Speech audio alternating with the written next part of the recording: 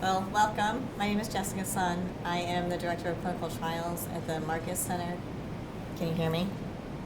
Is that better? Okay. I'm the Director of Clinical Trials at the Marcus Center for Cellular Cures at Duke, just down the road. And today I've prepared some slides kind of going through our journey and trying to develop cell therapy from umbilical cord blood for children with cerebral palsy. And given that this is the patient advocacy day, I'll try to illustrate how those things kind of merge. It's a small group. Feel free to interrupt me, and we can just focus on whatever you want to hear about. Okay, I do have some disclosures. We have some patents pending for the use of cord blood in both CP and autism. I've received royalties from both Sinocell and Cryocell for licensed intellectual property, and the things we'll talk about are certainly off-label at the moment. Okay, so cerebral palsy, just as background, it is defined as a group of disorders of the development of movement and posture causing activity limitation that are attributed to non-progressive disturbances that occurred in the developing fetal or infant brain. So in our, what we're trying to target really is acquired brain injuries that happen generally either in utero or in the first 1 to 2 years of life. Well, motor function is like a necessary part of the definition and is often kind of the main issue. There are a host of associated comorbidities listed there, so both cognitive issues, sensory issues with hearing and visual impairment, speech and language issues, feeding issues, so a litany of things that are not solely related to motor impairment, although that's what we've focused on so far. And the take-home point is really that all of these things can have a detrimental impact on global childhood development because they affect the way a child can interact with the world and therefore affect the way they learn, the way they develop, the way they can ultimately potentially achieve independence. So cerebral palsy is the most common cause of motor dysfunction in childhood. It affects about 1 in 345 children in this country. Now I will note that that data is as of 2010 because that's the most recent data that we have collected in this country in even semi-uniform way about the incidence of cerebral palsy. And I'll get back to that kind of more in a minute. But the degree of impairment varies wildly. Some children have very minor limitations, others are completely affected. There is no cure for cerebral palsy. Treatments really focus on maximizing function and quality of life, and that could be through a variety of different mechanisms. So lots of physical, occupational, speech, developmental therapies, certain pharmacologic therapies to primarily affect spasticity and other things, and then some orthopedic surgical interventions as well. We do know that early intervention is associated with better outcomes, which seems kind of intuitive, but is certainly the case. So a word on motor function in cerebral palsy to kind of set us up for the rest of the talk. Cerebral palsy can be classified into different levels of severity, and that's depicted in this picture here. So this is the gross motor function classification scale, which has age-appropriate definitions or classifications for how affected a child is, with level 1 being very minor limitations in daily activities, all the way through level 5 requiring essentially total assistance. And those levels generally are not expected to change drastically after the age of, say, 2 years or so. Then we can also evaluate a child's motor function through this measure called the gross motor function measure. This is the 66 because it has 66 items. There's also an 88 that has 88 items. But this gives us an assessment of the child's motor function at a particular point in time, and can be tracked across time. Now, as you see here, kids, although the injury in cerebral palsy is by definition static, the children are not, right? So they grow and they gain function over the course of time. And so what is nice about the GMFM, in addition to being a validated assessment of motor function specific to kids with cerebral palsy as opposed to the general pediatric population, they've developed these growth curves. So you can attempt to predict, based on how old a child is, what their baseline GMFCS level is, and what their score is, where they might be in the future. And this is important because, for example, if you take the raw change of a child, here, a child who's 2, at a level 2, will be expected to make a certain amount of progress over the course of a year, whereas that same amount of change would be well above and beyond what would be expected for either an older child or someone who is more severely affected. And so this is the motor function outcome measure that we've used primarily in our studies, and we've looked at the scores in both of these ways, both the absolute change and the relative change, what we call the observed minus expected change in GMFM score over time. So as long as CP has existed, so has patient advocacy for individuals and families affected by the condition. So every child has a parent, right? A pediatrician. Every parent is their child's advocate. Doesn't matter if they have any kind of health condition or not. And so back in 1949, the United Cerebral Palsy organization was founded by a group of parents of children with cerebral palsy. And their primary mission was and still is to improve services for people with disabilities. And for a long time, they were the only show in town. And they did this by primarily through local service providers, with the goal really of connecting children and their families with the services that they required, which were few and far between and not widely available at the time. They also focused on raising awareness and trying to influence public policy in this arena. And it wasn't until much later, just in the last few years, that they've also branched out a little bit and started to focus a little bit on research in the field. But really their primary purpose is to ensure that individuals with cerebral palsy and related disabilities have access to the services that they need. So that, like I said, was kind of the mainstay of advocacy in the field of cerebral palsy for a long time.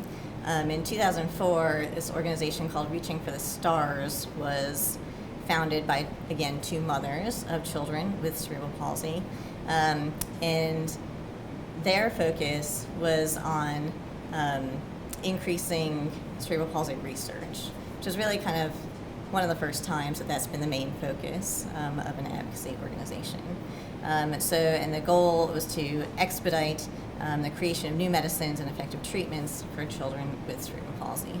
Now, for a while, it seems like things are happening here in parallel. So 2004 also happens to be the year that we first infused a child with a brain injury with their own cord blood in an attempt to see if it would improve the condition. Their own cord blood. Mm-hmm. And that was back in 2004. And so how did we get to that point? I'll take you back a little bit and kind of describe how that even came to be a thing. So the first umbilical cord blood transplant was performed in 1988 in a child with Fanconi anemia. He was a resident actually of North Carolina. They it was a matched sibling cord blood transplant, so collected the baby sister's cord blood when she was born, traveled all the way to France, which is where the transplant was conducted because that is the group that had the most experience at that time treating children with Fanconi anemia. And he was successfully engrafted, still is to this day, successfully engrafted and is a long-term survivor. So then, the field of umbilical cord blood transplantation for malignant and non-malignant, primarily hematologic and immunologic conditions, evolved throughout the rest of the 80s and the 90s. Evolved to include unrelated donor umbilical cord blood transplants, establishment of cord blood banks, all stuff everybody already knows. And then in the 90s, kind of expanded to treat not only malignant and hematologic conditions, but also certain inherited metabolic diseases. And in that setting, the umbilical cord blood cells act as a form of permanent enzyme replacement, right? So you ablate the host marrow and immune system, engraft with donor cells. The donor cells also engraft a bit in the brain, provide constant source of enzyme replacement. But probably not, that's not all that they do. So this graph on the bottom here is the developmental function of children with, I believe it was Hurler's disease, after cord blood transplant. And it's small there, but you can see it takes a little while, but they gradually kind of get closer to developmental norms as the cord blood cells engraft and have a chance to function. So it got us thinking, right, is that the only thing that's going on? And are there other things that could be helping? There's a lot of inflammation and degradation products in kids who have these storage disorders. And so could cord blood also be working in another way to kind of mitigate some of those effects? So we wondered, can cord blood help repair brain injury and improve function in children who have sustained a brain injury as opposed to, a metabolic defect? And so a word about brain injury in children. So this graph just depicts what we all know, right? That a child's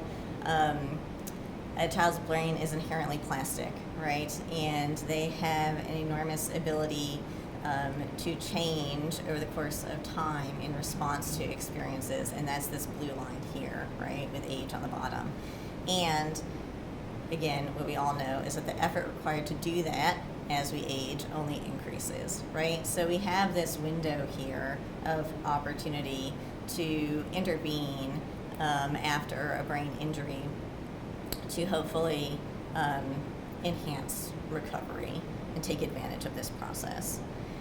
So now when kids with cerebral palsy get to us, they've kind of already entered the chronic phase of their injury. So we are looking into methods of neuroprotection for acute injuries, but that's not really the case in a child with cerebral palsy.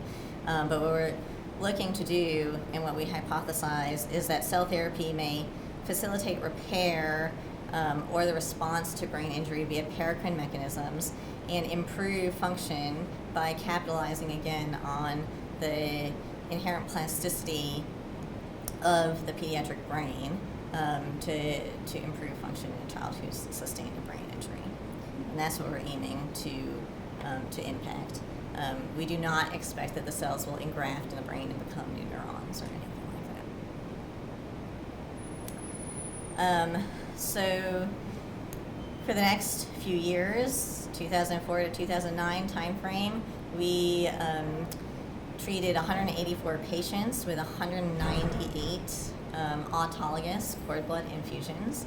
And these patients were either self-referred or referred by their treating physicians, which is not to be discounted, the amount of advocacy it requires on the behalf of a parent, and the bit of faith it takes on behalf of a provider, to make their way to us.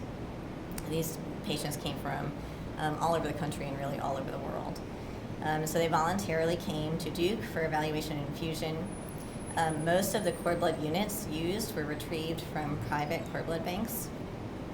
The infusions were given intravenously after pre-medication with Tylenol, Benadryl, and steroids, and we collected short-term safety data. The majority of children we treated did have cerebral palsy. The others had a variety of related conditions, and they were anywhere from 6 days to 9 years old. And so the purpose and the results of this were really that there were no safety concerns.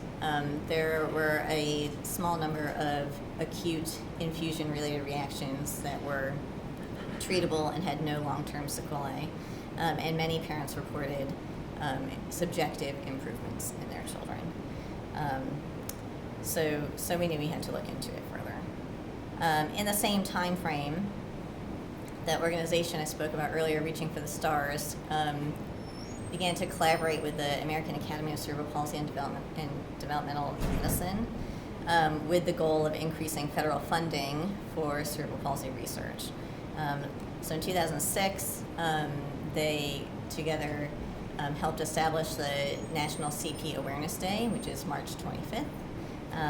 They adopted the color green.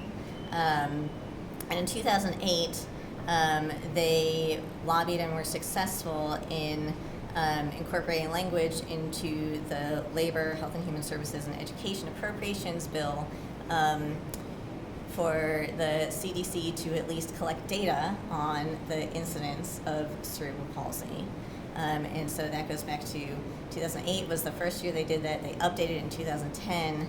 Unfortunately, there was no, didn't carry forward, and no additional funding after that to continue that on.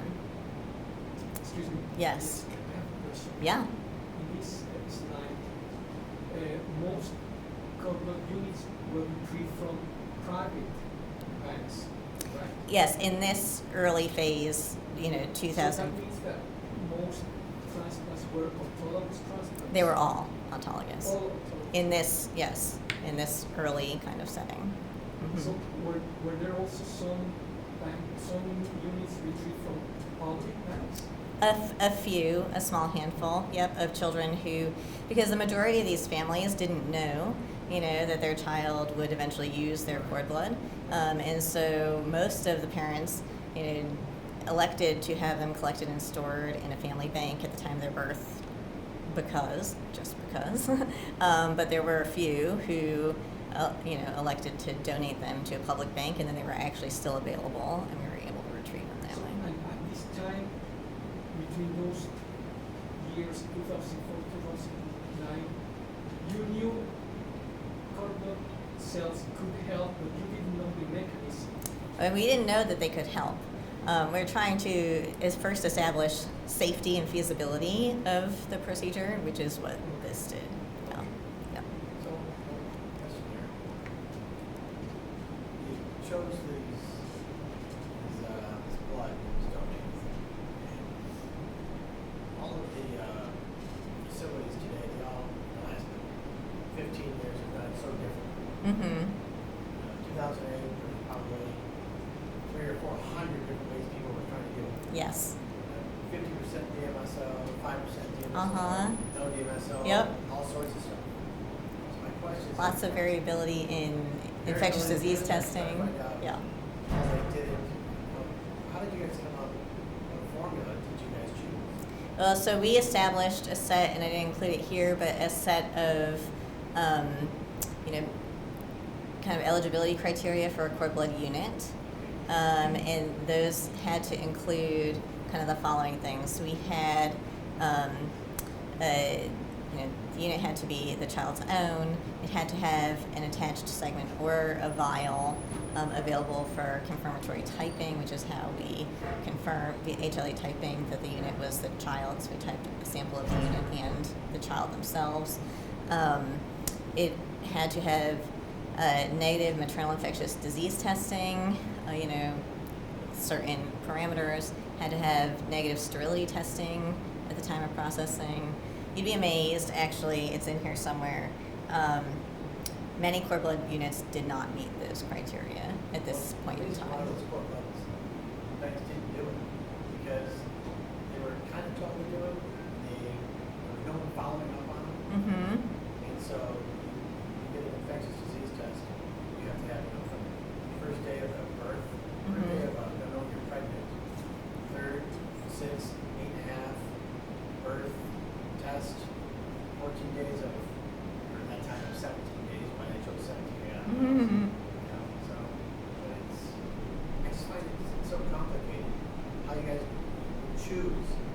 So there's that formula, because everybody in the past, I wouldn't touch that blood if I had to, because it was horrible.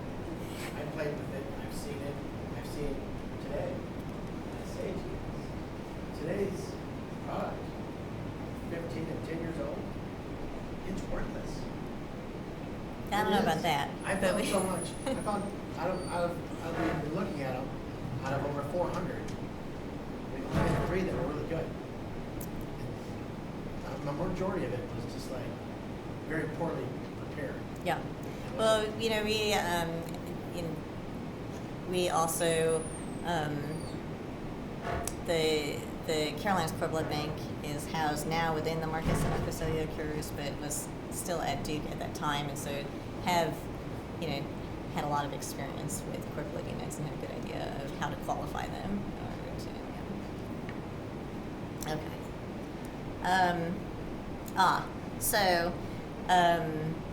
We're talking a bit about getting some language in the Senate Appropriations bill to actually track the incidence of cerebral palsy. And this is why this has become a focus of some of these patient advocacy groups. This is a list of some select pediatric conditions in their incidence and their funding from the CDC, and you can see cerebral palsy highlighted there at the bottom. The CDC has no budget to study cerebral palsy, $0.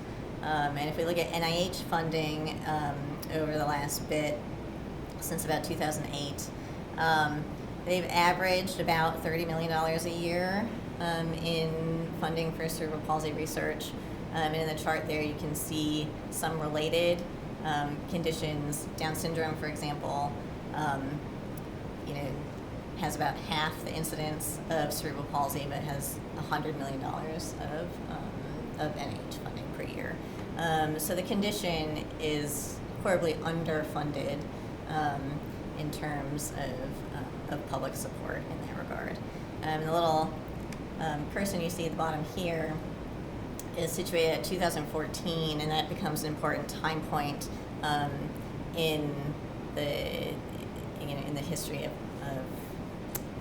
advocacy for funding for this, and I'll go into that in a minute. All right, so next for us, we began a phase 2 randomized study. We called the CPAC study, and you can see it here. This included 63 children, ages 1 to 6 years old, with cerebral palsy that was a level 2 to 4 in that scale that I showed before, with no other major comorbidities or genetic diseases. This here is the criteria that we used to qualify a cord blood unit to be used in this study. So the child had to have their own autologous cord blood unit available that had been stored at the time of their birth, had to have a documented pre-cryopreservation cell count that was at least 10 million cells per kilo, a pre-cryoviability of at least 80%, negative sterility cultures, negative maternal infectious disease markers, and identity confirmation via HLA testing of both the child and a sample of the unit, like I mentioned. So folks were screened remotely, and if it looked like the child was likely to meet eligibility criteria, then the sample of their unit was shipped to Duke from the Bank of Origin and screened. Then the child came for a qualifying visit, assuming no exclusion criteria were realized. They're enrolled and randomized to the order in which they received either a placebo or their autologous cord blood infusion. These were given again intravenously after pre-medication, but no conditioning regimen. I will note, it would have been cleaner and shorter to just, do a straight up blinded randomized controlled trial, right? Half the kids get placebo, half the kids get cord blood, and call it a day. We incorporated the crossover design really because parents told us that that's what they wanted, and that they would not enroll their child if there was a chance that they would receive simply a placebo infusion. So it meant that every child came for 2 IV infusions and 3 full visits, but that was the way we were able to enroll children in this study. The primary endpoint was 1 year after the baseline infusion, and the primary motor function endpoint was change in the gross motor function measure that I showed earlier. So when we looked at the 2 groups as a whole, here with the placebo group in blue and the cord blood group in red, everybody kind of improved over the course of time, over that 1 year period, but there was no difference in the amount of improvement between kids treated with placebo and kids who received cord blood. We looked a little bit closer by cell dose. We noticed that children who received above the median cell dose, which was roughly 20 million cells per kilo, improved more than children who received either a low cell dose or placebo. And that was the same when we looked at either the absolute change score in that GMFM score or the observed minus expected score, which I mentioned earlier. So then, because we had the kind of crossover data, we looked not only at the time from baseline to 1 year, but we looked at everybody 1 year after they got their cord blood infusion. And so these graphs here depict kids who got what we call a high dose, so above 20 million cells per kilo in blue, kids who got a low dose in red. And again, we see a difference with kids who got a high dose improving more, not only on the GMFM 66, but also on the Peabody gross motor quotient, which is a different motor function measure.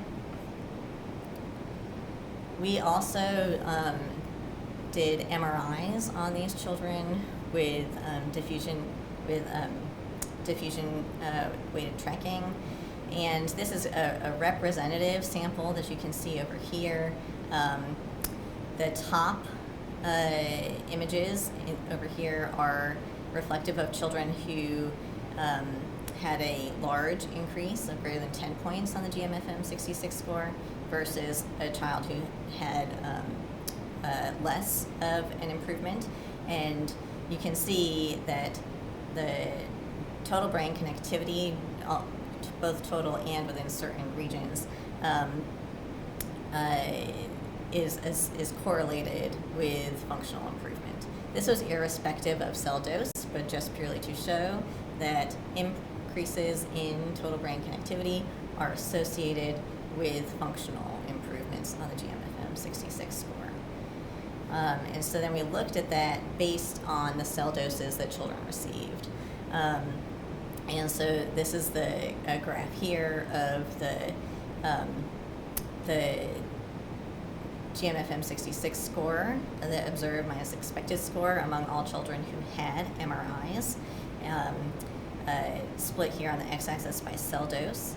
And if we look at those children who had what we call high cell dose of greater than 20 million cells per kilo, there's a correlation there with the cell dose and the amount of increase in connectivity in the brain over the course of that year. So it seems like cell dose matters, essentially, is the take-home point that we learned from that. It's not what we thought we were going to learn, but that's what we found. So that gets us to roughly 2014, which is the year that this group called the Cerebral Palsy Collaborative was established. And by this point, Reaching for the Stars was not the only, and UCP were not the only advocacy groups out there for children and adults. It's not solely a pediatric disease. with cerebral palsy, but they all joined forces under one umbrella, again with the goal of increasing funding for cerebral palsy research. And that was kind of the inflection point, although it's a small inflection point so far, but at which some real progress started to be made. So in 2000, they had a couple of meetings with folks on Capitol Hill and lots of lobbying, and were able to establish in 2017 a strategic plan for cerebral palsy research from the NINDS and the NICHD. And not going to go through all of it, right? But they identified 3 major priority areas: basic and translational research, clinical research, and workforce development. And the 2 I wanted to highlight here was under basic and translational research. They recommended studying cell-based therapies, and down here under clinical research, they recommended refining common data elements, which for those of us in the field is incredibly important, because we were lucky we had the GMFM, but it's very difficult to find suitable outcome measures in rare conditions, in pediatric patients who are constantly changing, and so that's a much needed advancement. All right, so we then did a small study. We knew, right? We did this study in kids using their own cord blood. We found cell dose was important. We knew we weren't going to get there using only auto units. In the study that we did, at least a third, probably more than that, were too small to meet that minimum dose threshold. So we knew that to get bigger, we would have to go to an allogeneic cell source. And we kind of did that stepwise. We did a small 15-patient safety study using sibling cord blood with a goal dose of 25 to 50 million cells per kilo. And we used the same cord blood criteria otherwise, including that the siblings had to be at least a 3 out of 6 HLA match. Take-home point there was it was safe, and kids continued to make motor function gains. Of course, there was no placebo group to compare that to. So then we did another randomized study called the Accent CP study. This was a study of 90 children ages 2 to 4 years of age, GMFCS levels 1 through 4. We restricted the etiology this time to either hypoxic ischemic encephalopathy, which is basically birth asphyxia, periventricular leukomalacia, which is white matter disease of the usually premature babies, or a stroke or bleed, most of which happened in utero. Kids were randomized, and that randomization was stratified by GMFCS level and etiology. And they were randomized to one of 3 groups, either an allo cord blood group, which received a single infusion of unrelated donor allogeneic cord blood that was at least a 4 out of 6 HLA match, and with a goal dose of 100 million cells per kilo, or to an MSC group, which received 3 doses of 2 million cells per kilo of cord tissue-derived MSCs, and those were given at 3-month intervals, or a natural history group who received no infusions at baseline, but then at 1 year received an allogeneic cord blood infusion. So we evaluated motor function in these children at 2 time points, 6 months and 12 months. And the goals of this study were really to kind of hone in on the effect size of change after cells in kids in this age range, and then to evaluate the differences in function at 2 time points, 6 and 12 months, and of course to evaluate the 2 different products. So we enrolled 92 children. We were about 2/3 of the way through the study when COVID happened, and so about 68, I think, children had full and complete data and were able to complete their 12-month visits in person. And so the primary outcome in this study was the actual minus expected change in the GMFM 66 from baseline to 12 months, excuse me. And that's what you see here. So this is the allo cord blood on the left, the MSC group in the middle, and the natural history group on the end here. And so this, the trend here did not achieve statistical significance, but again, that was not the point of the study and not what it was powered to do. But if we look at the absolute change score from baseline to 12 months, again, we see the same trend with the cord blood group improving more than either the MSC group or the natural history group. And when we adjust that for the baseline GMFM 66 score, the cord blood group improved roughly 3.3 points more than expected versus the MSC group, which was about 1.5. And that was a statistically significant result. So then we pooled our data from that first autologous cord blood study and this allogeneic cord blood study, and we combined all kids who received a cord blood infusion of at least 20 million cells per kilo, regardless of source, and that had 12-month GMFM data available.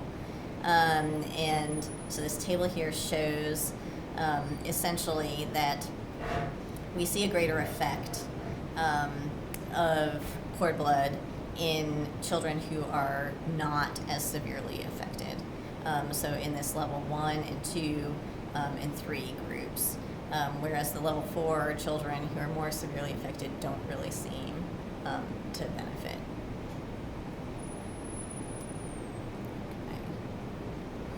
So around the time that we started that last study, the NINDS actually did go ahead and create a set of common data elements specific to cerebral palsy. And I won't go into all of the details here, but they detail the different domains and components of the ICF, and then specify which measures are kind of the gold standard if there is one, or highly recommended to be used for tracking outcomes in those children.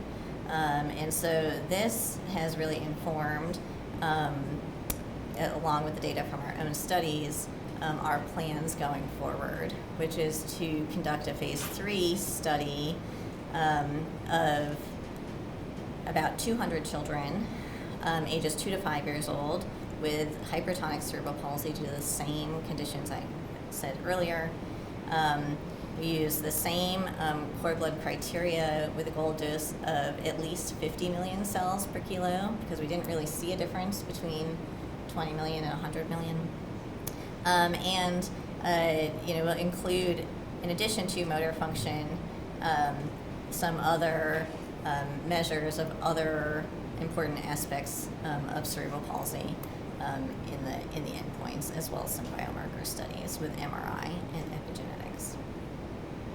And so this is currently in the works, but hasn't begun yet. In 2019, Reaching for the Stars merged with the Cerebral Palsy Foundation, and they created a resource that I just thought I would flash up here, called Go Green for CP, and really devoted to trying to increase awareness and funding for cerebral palsy research. So in summary, we've learned about cord blood and CP, that it's a safe thing to do in these children. Cell dose is important. The effect size as far as the GMFM is concerned is probably about 8 to 9 points at the 12-month time point. We didn't really see a difference at 6 months, so that may be too early. The most severely affected children did not respond. And from an advocacy standpoint, really collaboration is key. And I think we're finally getting to the point where, the efforts in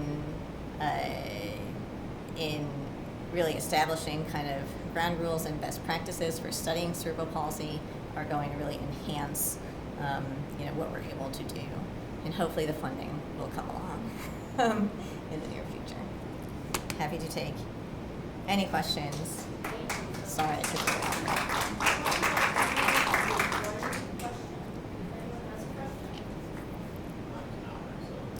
I have way too much difficult question. No worries.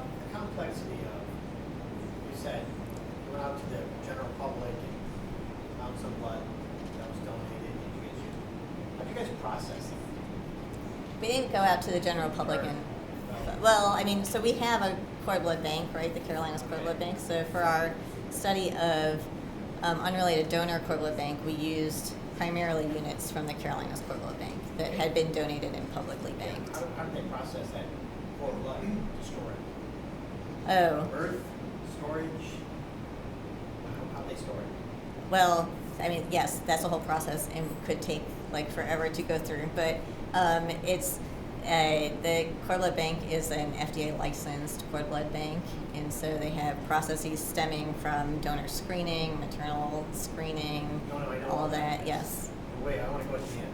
yeah. You got it. Yeah. What was the process? How's it processed? They use, gosh, I believe they use the CPAX machines, and it's automated process, and they store it in, I can't remember, I want to say 10% DMSO in an How EV20 was bag. it separated? Separated, was it intact? Yeah, it's not separated. Yeah. So one thing I would suggest, just because that's what World Stem Cell Summit is all about, is maybe you two can connect offline and have a longer conversation. That's what being here is all about. We'd love to see that happen. Mhm. It sounds like